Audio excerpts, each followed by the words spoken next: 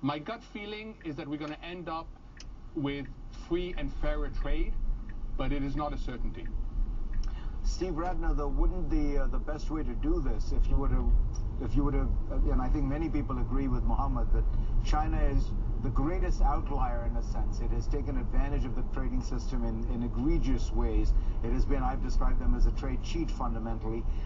Wouldn't you want to use the Europeans as your allies, forge a common position with them, the Canadians, the Japanese, all of whom have the same grievances?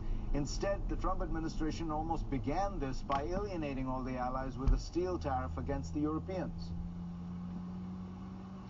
Yes, first of all, I would agree completely with both you and Mohammed about the Chinese trading practices. I've seen this firsthand as an investor. I spend a fair amount of time in China.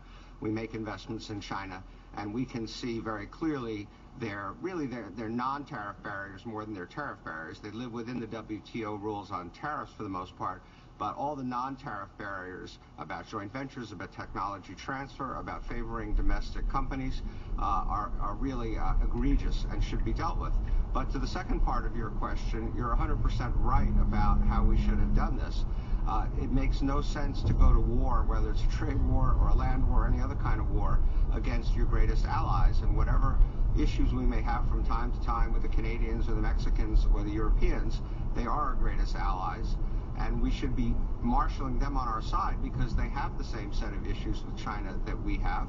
There are international processes for dealing with this, and we could have done this in a far more intelligent way and gotten to a far better outcome than the path we're on now. So I think Mohammed is right about the two possible outcomes, but this is no way to run a railroad.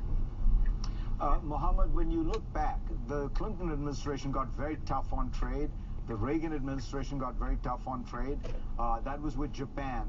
Is the situation different now? Because it is worth pointing out China is a much bigger economy than Japan. It's also not Japan was dependent on the United States for strategic survival. It lived within America's security umbrella.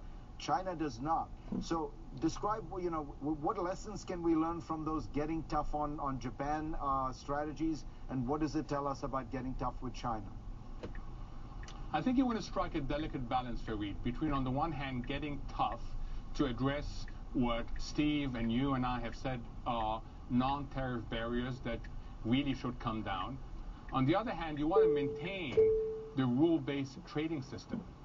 But the reality is that the U.S. is a better place to win a tariff race. This is a little bit like Ronald Reagan that you just cited with the escalation of military spending versus the